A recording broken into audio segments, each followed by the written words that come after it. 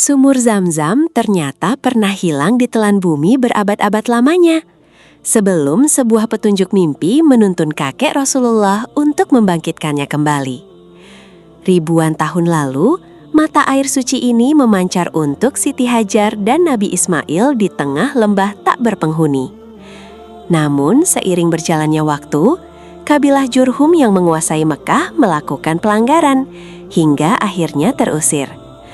Sebelum pergi meninggalkan kota suci, mereka menimbun sumur Zam-Zam dengan tanah dan harta benda, menyembunyikannya dari dunia, dan membiarkan letaknya menjadi misteri yang terlupakan oleh sejarah. Selama berabad-abad setelahnya, Mekah kembali menjadi lembah yang tandus dan gersang. Tanpa keberadaan sumur Zam-Zam, para penduduk dan peziarah yang datang ke Ka'bah harus berjuang keras mencari sumber air yang jaraknya sangat jauh dari pusat kota. Kisah tentang mata air surga yang tak pernah kering itu perlahan berubah menjadi sekadar dongeng pengantar tidur bagi anak-anak Mekah. Generasi demi generasi berganti, dan jejak sumur peninggalan Nabi Ibrahim itu semakin pudar. Seolah takkan pernah ditemukan lagi oleh umat manusia di atas bumi ini. Hingga tibalah masa kepemimpinan Abdul Muthalib, kakek dari Nabi Muhammad SAW. Sebagai pemimpin suku Quraisy yang sangat dihormati, beliau memikul tanggung jawab besar yang disebut Sikayah, yaitu tugas mulia untuk menyediakan air minum bagi para peziarah Ka'bah. Menjelang musim haji, beban ini terasa sangat berat, karena air harus diangkut dengan susah payah dari sumur-sumur yang letaknya di pinggiran kota.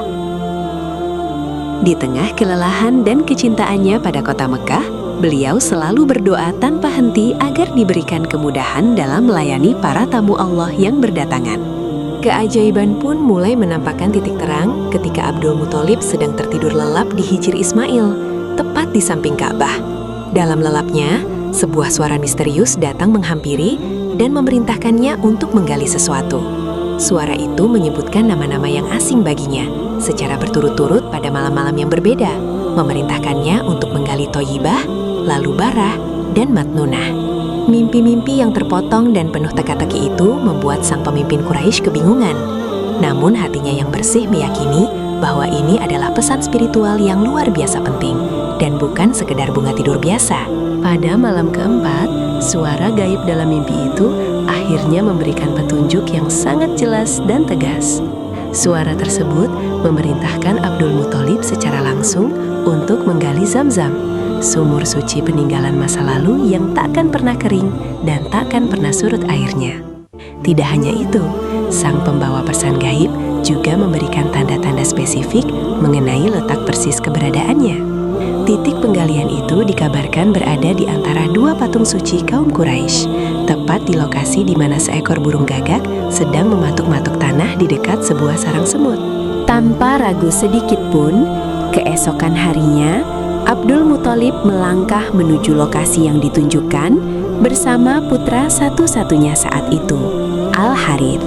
Beliau mulai mengayunkan cangkul dan menggali tanah berbatu yang keras dengan tenaganya yang tersisa. Para pembesar Quraisy yang melihat hal tersebut mulai berkumpul dan melontarkan ejekan karena menganggapnya menodai area suci di dekat patung-patung sesembahan mereka. Namun, cemoohan mereka sama sekali tidak menyurutkan tekad baja sang kakek Rasulullah. Beliau terus menggali dengan penuh keyakinan dan keringat yang bercucuran, mengabaikan segala rintangan serta tatapan sinis kaumnya. Setelah beberapa waktu menggali dengan susah payah di bawah terik matahari Mekah, cangkul Abdul Muthalib tiba-tiba membentur susunan batu kuno yang mengelilingi mata air.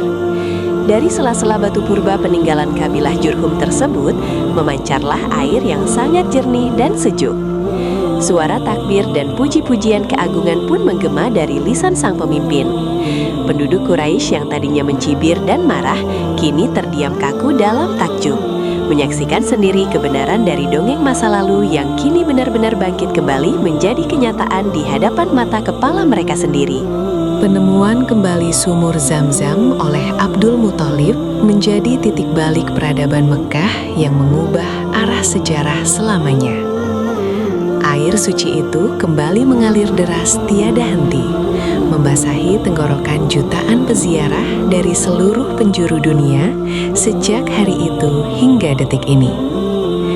Mata air abadi ini tidak hanya menjadi saksi bisu kebesaran Sang Pencipta, tetapi juga menjadi warisan tak ternilai dari kakek Rasulullah.